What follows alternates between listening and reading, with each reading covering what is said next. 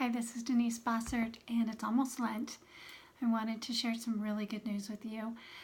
I will be going back to the Holy Land. It is my 5th time to go to the Holy Land, and I am taking my husband with me this time. It's his first. So as we're beginning the celebration of Catholics National Marriage Week, I'm really excited to be able to plan this trip, this pilgrimage for the two of us, and to be able to show him places that I have been.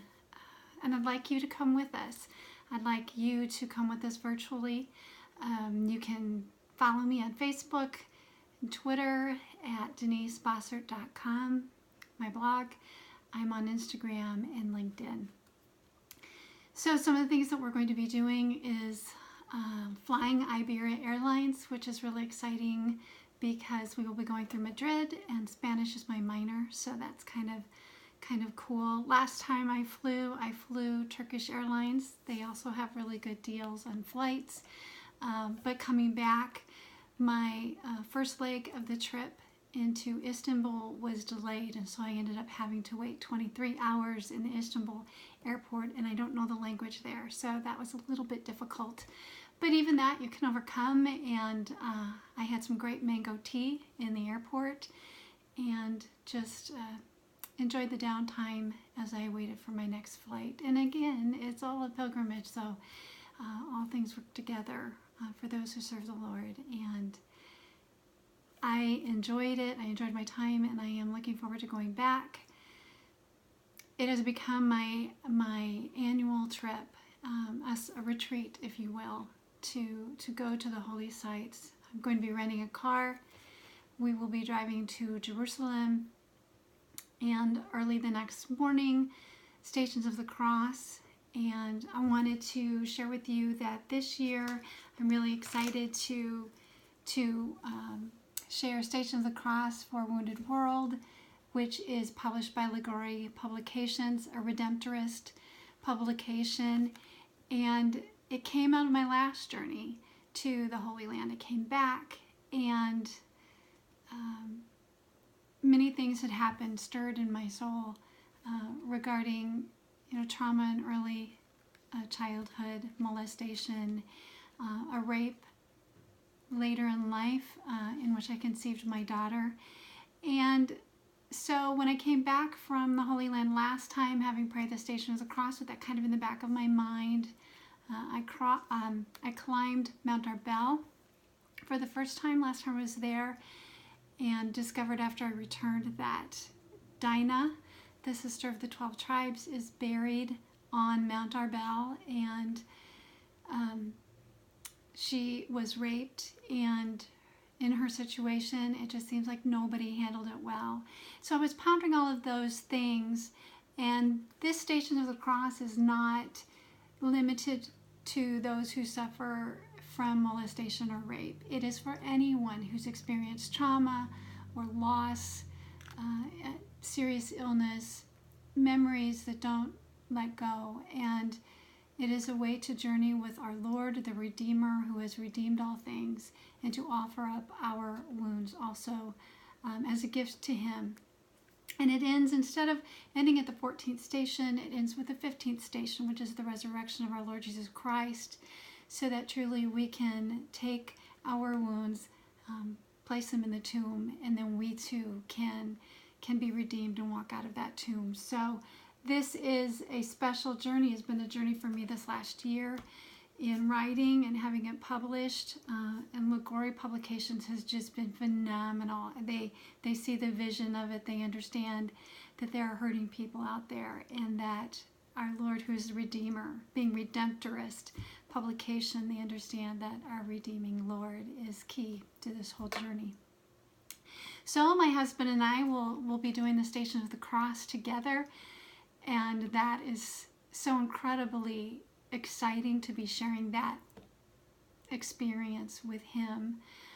And of course it ends at the Church of the Holy Sepulchre, and from there we will go to the Western Wall and we will pray together. At that point we will drive the car, our rental, into the Dead Sea area, hopefully stopping at Ein Gedi, which is a national park, but En-Gedi is where David fled King Saul when King Saul was trying to take his life. It is beautiful at En-Gedi. And then we'll go to Masada, and maybe Masada first, because our hope is to climb the snake path, which is about 700 steps to the top of Mount Masada, which is where King Herod had one of his 3 mountaintop fortresses. And I've always taken the tram up and back, but my husband and I are going to climb that mountain, and so I'm busy trying to get back in shape and do step climbing. So after that, we will stop at the baptismal site of our Lord Jesus Christ and head on up to Tiberias, where we have a hotel for 2 nights in Tiberias on the Sea of Galilee. I hope to show my husband Capernaum, which is the home of St. Peter and the synagogue there.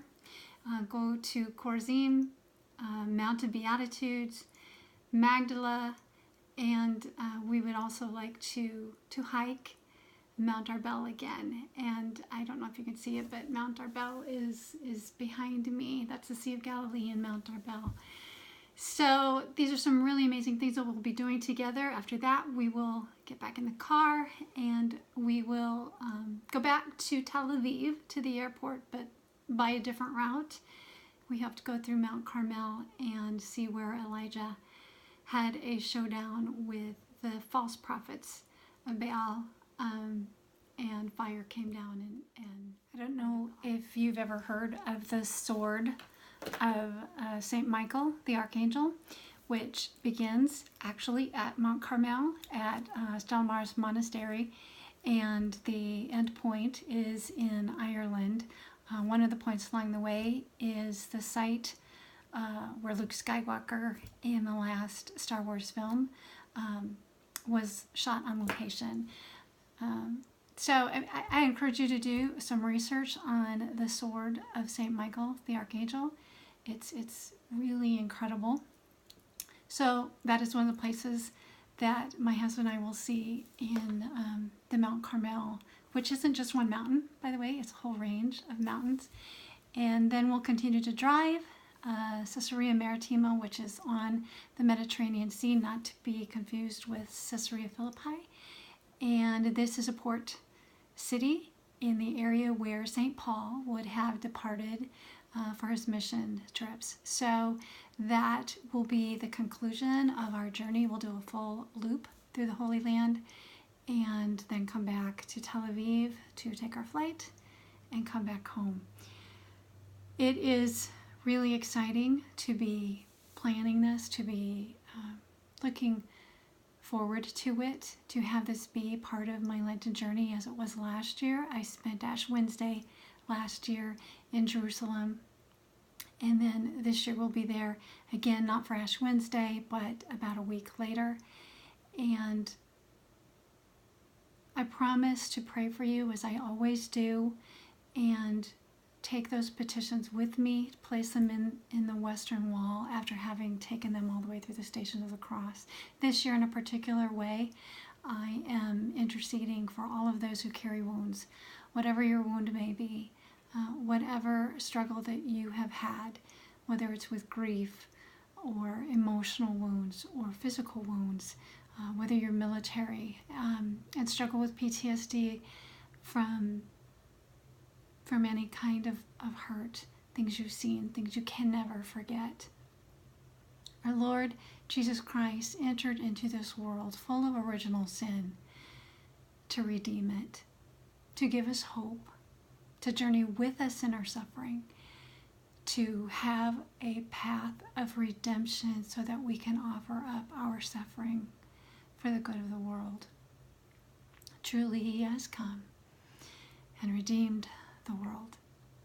So let us enter Lent with Him, with our Lord, so to enter the tomb and lay down those things that need to be buried and rise with Him to make a new way back to Galilee and a new life. May God bless you as you journey through Lent.